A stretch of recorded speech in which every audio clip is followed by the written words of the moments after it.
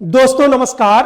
आप देख रहे हैं हमारा ये online platform Abhiraj IAS academy. और अभिराज आईएएस एकेडमी में मैं अरविंद कुमार यादव आप लोगों से अपने इंट्रोडक्शन के माध्यम से मुखातिब होने जा रहा हूं। तो सबसे पहले मेरे बारे में दो चार शब्द जान लीजिए कि मेरा नाम है अरविंद कुमार यादव और मैं जो हूं बीएससी मैथ से बीएड डबल एमए यानी इतिहास और हिंदी से डबल एमए हूं।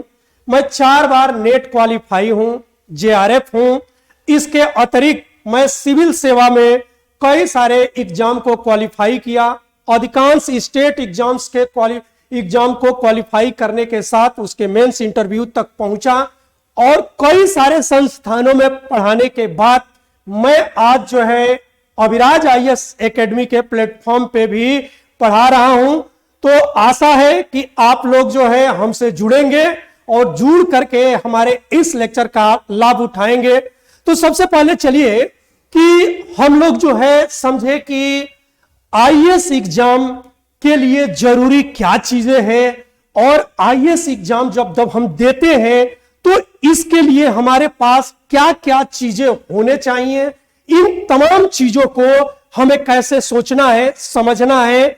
इन्हीं सब चीजों को लेकर के अभिराज आईएएस एकेडमी, जिसका कि सेंटर रांची में है, रांची में जब आएंगे लालपुर में, तो यही लालपुर में जो है अभिराज आईएएस एकेडमी का सेंटर है जहां ऑफलाइन चलता है। हमारी ऑनलाइन क्लासेस जो है पूरे देश भर में अवेलेबल है। आप हमारे यूट्यूब प्लेटफॉर्म के माध्यम से या एप्लीकेशन के माध्यम से भी हमें जुड़ सकते हैं। अब देखिए कि आईएएस एग्जाम के लिए हमें जरूरी क्या चीजें हैं।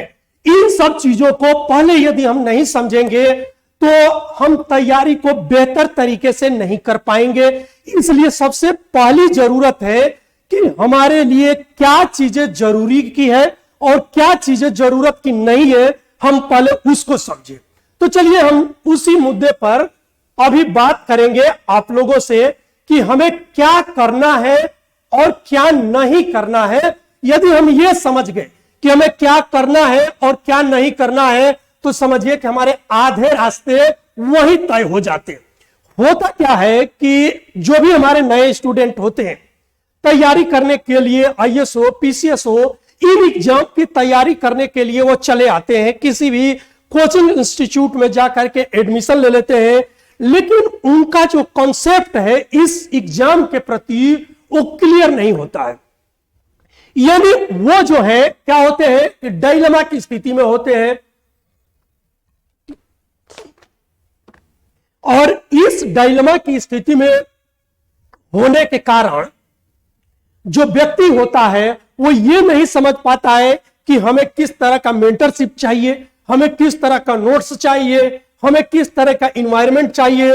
और ये ज्ञान न होने के कारण जो है उसका टाइम वेस्ट हो जाता है।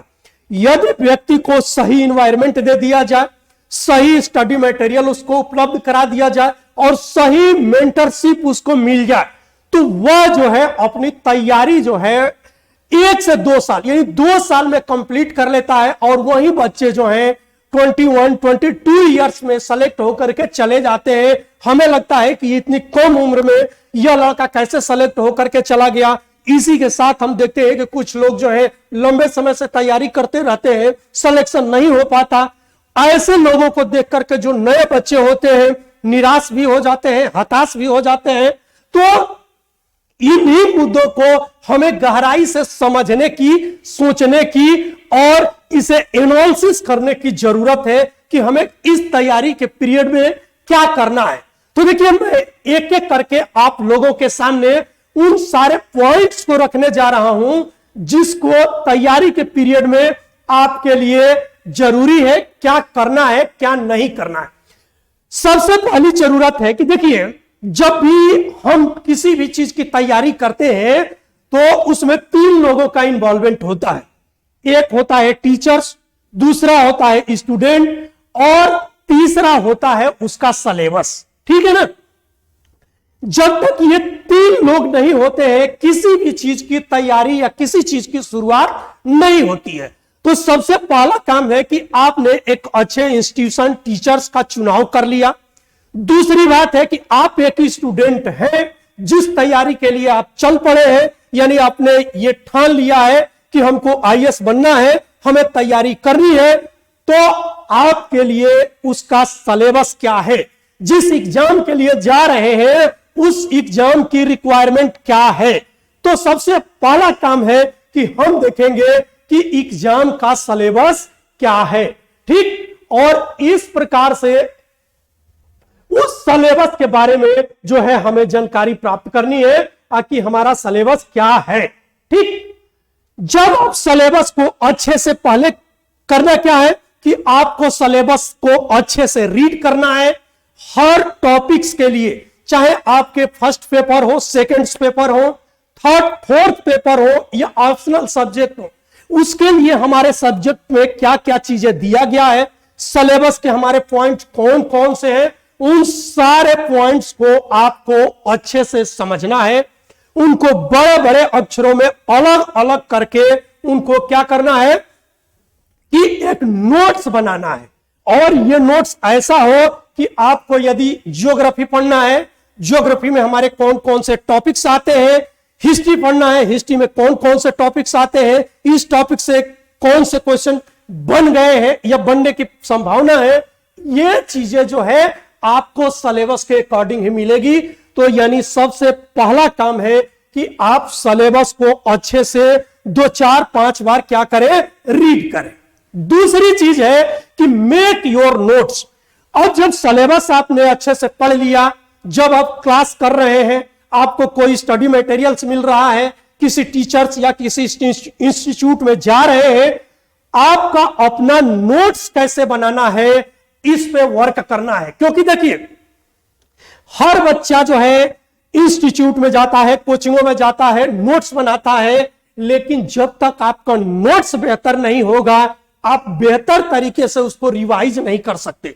और जब आप उसको बेहतर तरीके से रिवाइज नहीं कर सकते तो ये मान करके चलिए कि आप उसको बेहतर तरीके से एक्सप्लेन नहीं कर सकते। और जब आप उसको बेहतर तरीके से खुद ही एक्सप्लेन नहीं कर पाएंगे तो आप खुद अपना एवोल्यूएशन कर सकते हैं कि क्या आपको नंबर बेहतर मिल सकता है, नहीं मिल सकता। क्योंकि जब आप संतुष्ट हो जाएंगे, आप अच्छे से लिख रहे हैं, आपका टीचर संतुष्ट हो रहा है, तो एग्जामिनर तो संतुष्ट होगा ही होगा, ठीक।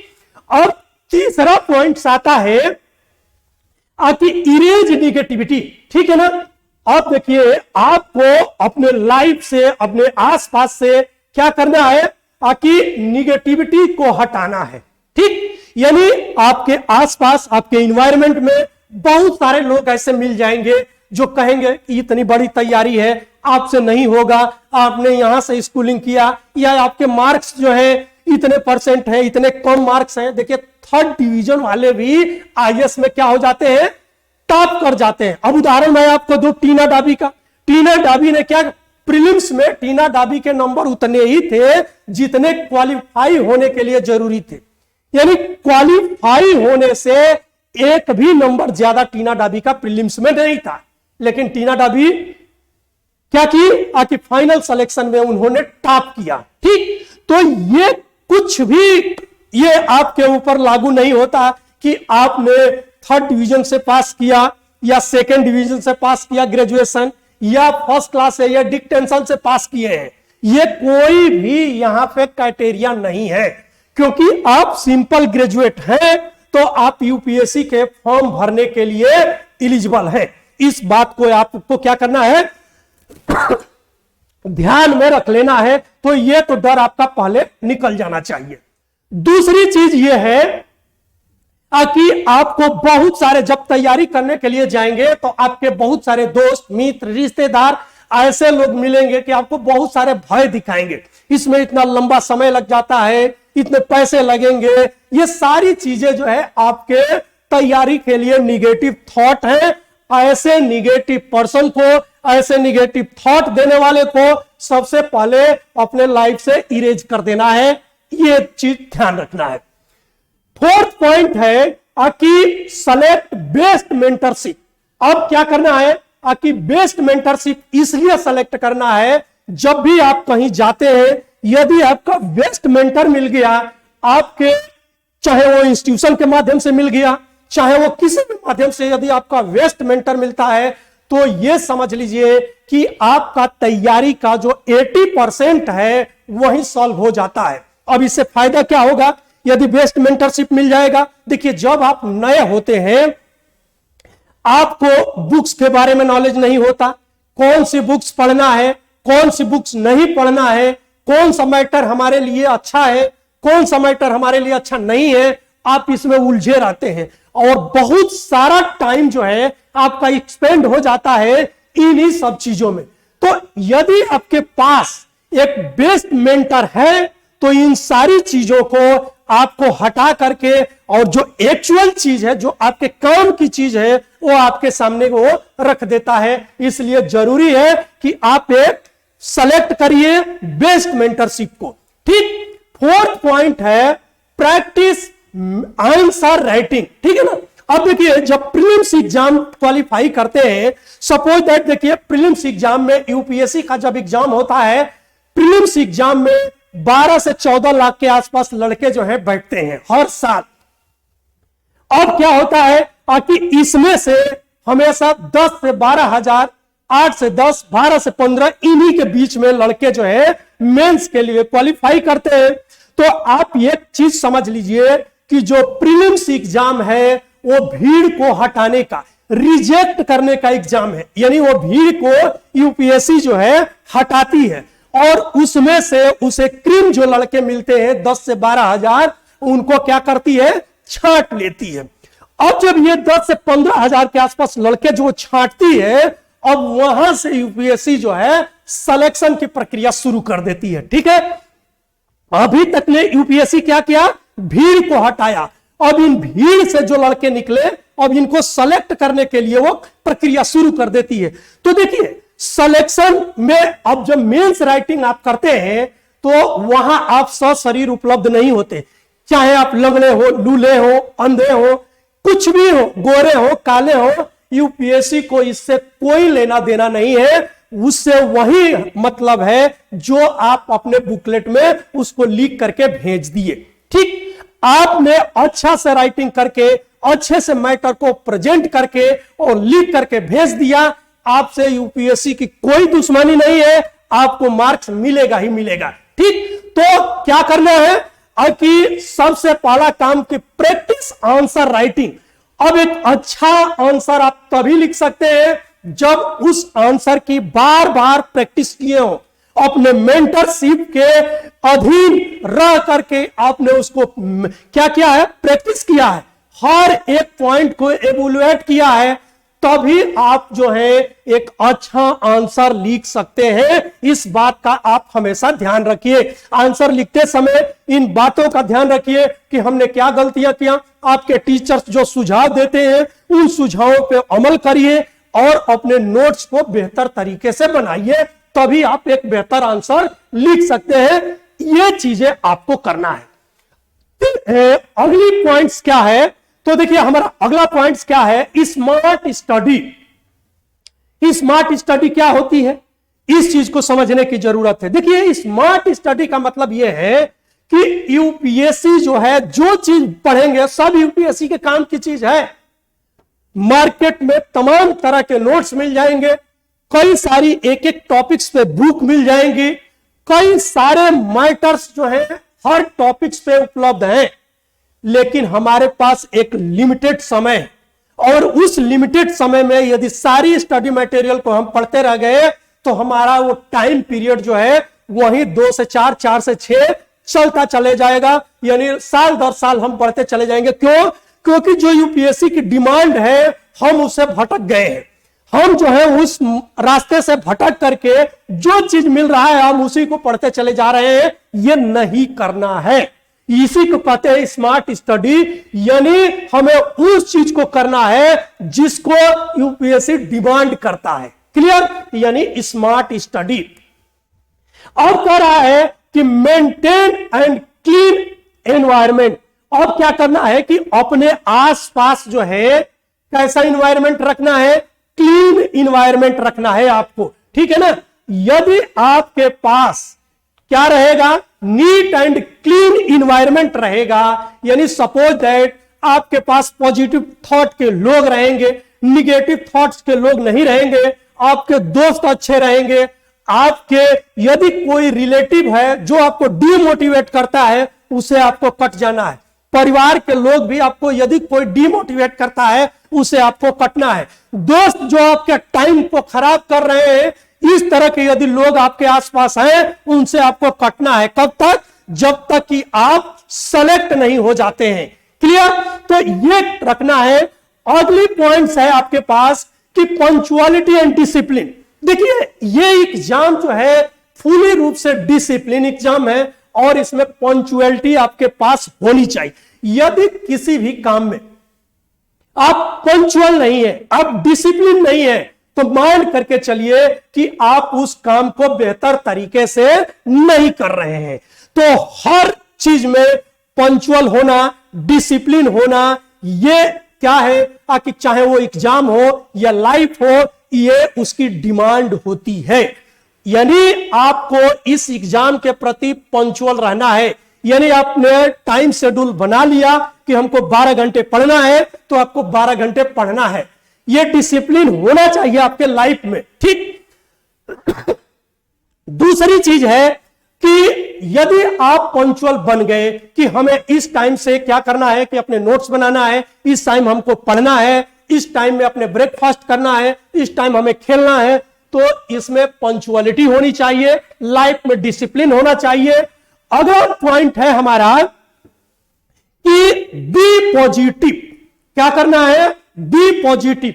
यानी जब तक आप पॉजिटिव नहीं रहेंगे, सपोज दैट देखिए कि बी पॉजिटिव रहने से सेंस ये है कि जब आप पॉजिटिव रहेंगे तो पॉजिटिव थॉट्स आपके दिमाग में आएंगी। कैसी थॉट्स आएंगी, पॉजिटिव थॉट्स आएंगी।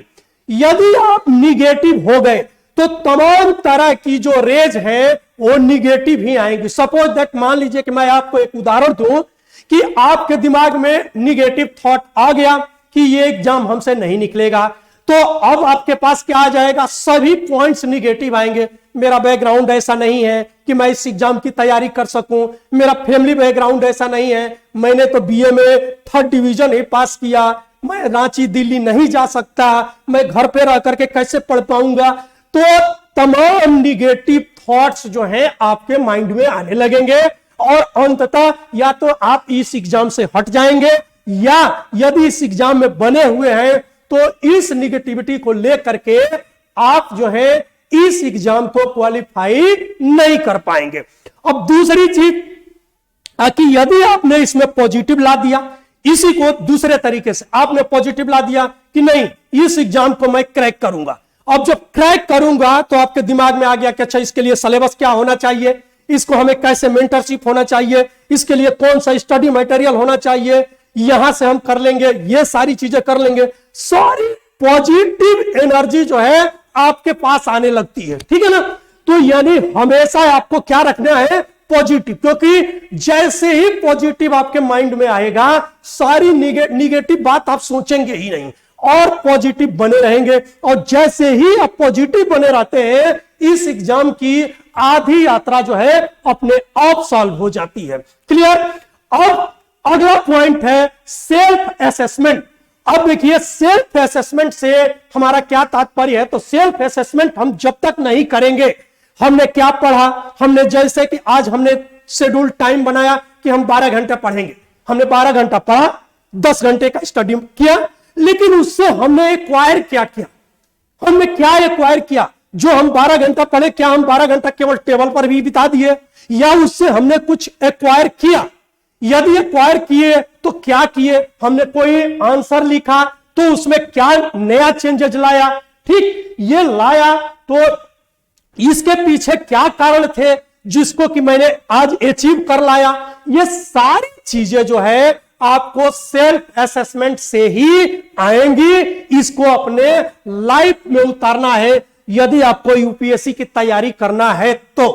ठीक। अब देखिए कि आपको मैं एक चीज और बताऊं कि यूपीएससी से आपको इश्क करना होगा। क्या करना होगा कि यदि आप यूपीएससी की तैयारी कर रहे हैं, मैंने इतनी सारी चीजें बताया, तो आपको यूपीएससी से प्यार नहीं इश्क करना है। अब आप कहेंगे कि ये कौन सी बात बता रहे हैं, प्यार और इश्क? तो हां, देखिए इश्क और प्यार में अंतर है। प्यार जो है आप नॉर्मली करते हैं, लेकिन जब इश्क करते हैं तो आप चरम लेवल पर जाकर के करते हैं। और उसी चीज को मैं आपको बता रहा हूं। देखिए कह रहा है कि हमन है इश्क मस्ताना, हमन है इश्क मस्ताना, हमन को बेकरारी क्या, रहे आजाद या जग में हमें दुनिया से यारी क्या। यानी जब आपने यूपीएससी से इश्क कर लिया तो आपको जितनी भी छोटी मोटी चीजें होंगी उसे आपको त्यागना होगा। यानी प्यार में तो नॉर्मली चीजें चल जाती है, लेकिन इश्क जो है अपने चरम लेवल पर होता है। तो इसी तरह से आपको यूपीएससी से क्या करना पड़ेगा, इश्क करना पड़ेगा। और जब इश्क करना शुरू कर देंगे तो ये सारी चीजें जो है आपके माइंड से निकल जाएंगी और दिन रात जो है यूपीएससी के बारे में सोचना समझना, उसी के लिए जीना मरना शुरू कर देंगे। और जब ये लाइफ में आपके उतर जाएगी तो यूपीएससी जो है आपके दूर नहीं रहेगी, आपसे नजदीक दिखाई देने लगेगी कि हां अब हम इसके नजदीक पहुंचने वाले हैं और आसानी से उसे पा सकते हैं। ठीक, अब देखिए, अब अगली बात मैं आप लोगों को कुछ लाइनों से समाप्त करने जा रहा हूं कि देखिए कहा गया कि हमेशा ये बातें कही जा रही है और हमारे कवियों ने, हमारे रचनाकारों ने भी आपके दिमाग में ये भरने का प्रयास किया और उसी लाइन को मैं आज आप लोगों के बीच दोहरा भी रहा हूं। क्या कि असफलता एक चुनौती है, असफलता एक चुनौती है, इसे स्वीकार करो। असफलता एक चुनौती है, इसे स्वीकार करो। कहा गया कि क्या कमी रह गई, क्या कमी रह गई देखो और सुधार करो। असफलता एक चुनौती है, इसे स्वीकार करो। क्या कमी रह गई देखो और सुधार करो। जब तक न सफल हो, जब तक न सफल हो, नींद चैन को त्यागो तुम। जब तक न सफल हो, नींद चैन को त्यागो तुम। संघर्ष का मैदान, संघर्ष का मैदान छोड़ मत भागो तुम। संघर्ष का मैदान छोड़ मत भागो तुम। कुछ किए बिना, कुछ किए बिना ही जय जयकार नहीं होती। दोस्त, मेहनत करने वालों की कभी हार नहीं होती। तो इस चीज को आप लोगों को समझना है और लग जाना है कि 2023 का यदि यूपीएससी हमें क्रैक करना है तो इस अभिराज आईएएस प्लेटफॉर्म पे एक बार आइए और हम लोग मिल करके आपके सारे सपनों को साकार करने के लिए दिन रात मेहनत करेंगे। आप भी मेहनत करिए, हम आपके साथ हैं। जय हिंद, वंदे मातरम, नमस्कार।